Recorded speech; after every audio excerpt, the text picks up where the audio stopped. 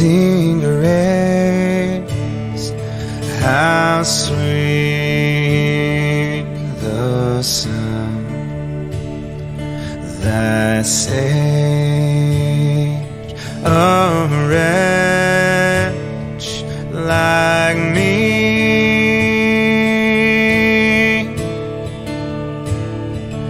I once was lost, but now I'm found. Was blind, but now I see.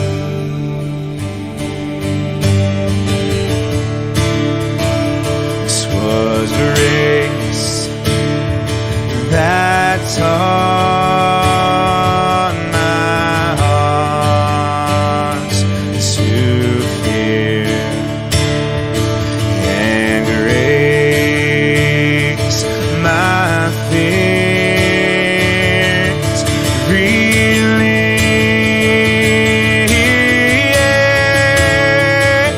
And how precious did that grace appear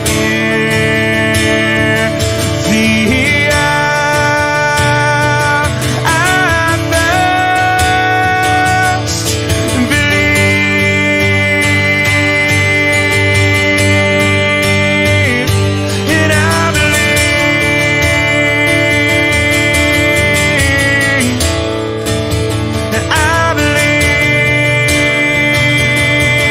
oh,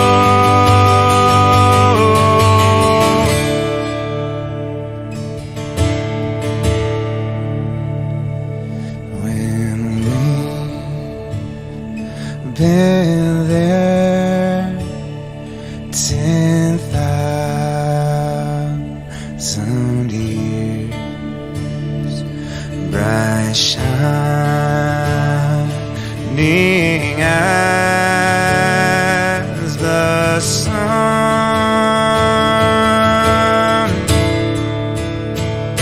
We've known less days to sing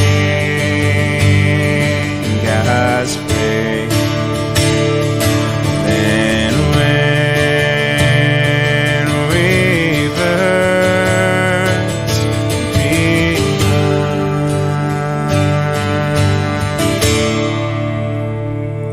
And we've known less days to sing God's praise than when we first begun.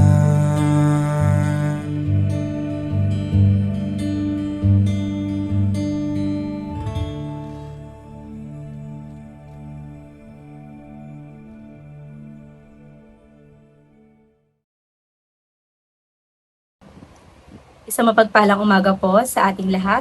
Ako po ay nagagalak na makasama kayo ngayong araw na ito para sa ating Daily Prayer Covenant. At inaanyayahan ko po ang bawat isa na patuloy na suportahan ng bawat ministeryo ng ating simbahan. Sa umaga pong ito, hangad ko na kayo ay nasa mabuting kalagayan. Bago po tayo magsimula, samahan niyo po ako sa isang maikling panalangin. Panginoon, sa araw na ito, pinupuri at pinasasalamatan ka namin. Lord, maraming salamat sa kapahingahan na iyong ibinigay sa amin kagabi. Lord, sa araw na ito, Lord, na makakarinig kami ng isang mensahe mula sa iyo, nawa nga po ay magsilbi itong aral, Lord, Panginoon, at maging reminder, Lord, sa pagpapatuloy namin ngayon sa umaga na ito. At dalangin ko, Panginoon, na ikaw ang siyang patuloy na humipo, Panginoon, sa puso ng bawat isa, Lord, na makakarinig ng mensahe ngayong umaga. At muli, Panginoon, binabalik namin sa iyo lahat ng papurit pagsamba sa tanging pangalan ni Jesus na aming Panginoon at tagapagligtas. Amen at amen. Yan. So, for this morning po, ang verse na ating babasahin ay mula sa Book of Psalm, chapter 22, verses 25 to 31. From you comes the theme of my praise in the great assembly. Before those who fear you, I will fulfill my vows. The poor will eat and be satisfied, for those who seek the Lord will praise him. May your hearts live forever. At the ends of the earth will remember and turn to the Lord, and all the families of the nations will bow down before him. For dominion belongs to the Lord, and he rules over the nations. All the rich of the earth will feast and worship. All who go down to the dust will kneel before him. Those who cannot keep themselves alive. Posterity will serve him. Future generations will be told about the Lord. They will proclaim his righteousness, declaring to a people yet unborn, he has done it. So for today po, I just want to focus on verse 27, and it says, all the ends of the earth will remember and turn to the Lord, and all the families of the nations will bow down before him. So Psalm chapter 22 is about a person who is crying out to the Lord, to God, to save him from the mocking and suffering of his enemies. And in the last 10 verses, it's about thanking God for rescuing him. And in the midst ng mga trials and challenges, it can be easy to feel na we're alone or pinabayaan tayo ng Diyos. But the Psalm chapter 22, we are reminded na kahit sa pinakamadilim ng mga sandali, nandiyan at kasama mo ang Diyos at karapat-dapat siyang pagkatiwalaan at purihin. Verse 25 starts with a call na itaas ang Panginoon at purihin ang kanyang pangalan ng sama-sama. This reminds us ng kahalagahan ng community at worship sa ating spiritual journey. Kapag nagkakatubang nagpupuri sa Diyos, kasama ang ating mga kasamahan sa pananampalataya, mas lumalakas ang ating pananampalataya at naaalala natin ang kanyang katapatan. Katulad ng mga care groups, Sunday school, Bible study, and even mga Sunday worship. Or sa mga gatherings lang na kasama mo yung mga kasamahan mo sa faith journey, yung mga kasama mo na naglalakbay at tumutulong sa'yo sa iyong spiritual journey. Ayan. As the psalm progresses, we see a shift mula sa lamentation to praise. Sa mga sunod na verses, nararamdaman natin ang isang vision na kinakaharap kung saan ang lahat ng dulo ng mundo ay magiging alaala at lalapit sa Panginoon. Ito ay isang powerful proclamation ng sovereignty ng Diyos at ng kanyang desire na ang lahat ng tao ay sambahin siya. Sa ating mga buhay, we may face struggles at challenges na pakaramdam natin ay hindi natin kayang lampasan. Pero in Psalm 22, it teaches us na magtiwala sa Panginoon at sa mga pangako ng ating Diyos. At alalahanin ang kanyang faithfulness sa mga nakaraan.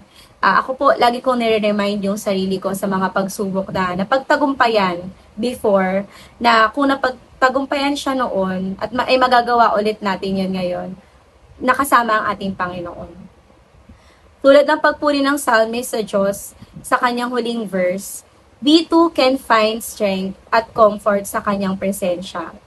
Let us hold fast sa truth ng Psalm 22, trusting in God's unfailing love at sovereignty, kahit sa gitna ng mga storms ng ating buhay. Jesus suffered, but in the end, He does the will of the Father. There is a God that loves you, accepts you, and is present in your suffering. There is a will to trust, despite not feeling it. But Psalm 22 gives us hope that things will get better. We will not despair. So, nawa po itong passage na to ay nakatulong sa atin ngayong araw na ito. Hindi ko man alam kung ano yung struggle or suffering ng bawat isa. Pero panghawakan natin na ang Lord ay sasamahan tayo. Hindi man natin makita yung bigger picture this time, but we need to still trust yung good at perfect na plan ng Lord sa atin. Yeah. Tayo po ay manalangin. Heavenly Father, we want to thank you again, Lord, for another day and sa blessing na buhay na ibinigay ninyo sa amin upang magpatuloy. And Lord, maraming salamat po sa mga biyaya na amin natatanggap sa araw-araw. At Panginoon, dalangin ko na bigyan mo kami, Lord, ng puso na kayang magtiwala, Panginoon, sa mga pinagdadaanan namin at sa mga nilalakaran namin. Kahit na hindi namin alam, Lord, kung saan kami patungo, Lord, kung ano man yung path na dinadaanan namin, nawa ay patuloy mo kaming samahan, Lord, sa bawat hakbang na aming gagawin. And Lord, I pray sa mga nakakarinig ngayon, Lord, ng iyong mensahe, Panginoon, nawa po ay bigyan mo sila ng kagalingan, Panginoon. Lalo na po sa panahon na aming nararamdaman na sobrang init, Lord, nawa po ay tulungan mo kami, Panginoon, at ilayo mo kami sa anumang iligtas mo kami, Lord, sa anumang kapahamakan, Panginoon. And I pray, Lord, na as we continue to seek you, Panginoon, ligtas mo sanang dalhin ang bawat isa sa kanya-kanya mga tahanan kung sila man ay nasa kanilang mga trabaho. And Lord, ikaw na po ang bahala sa buong maghapon, Panginoon. At Lord, we want to honor you, we love you, and we want to give back all the highest praises in your name. Jesus Christ, we pray. Amen.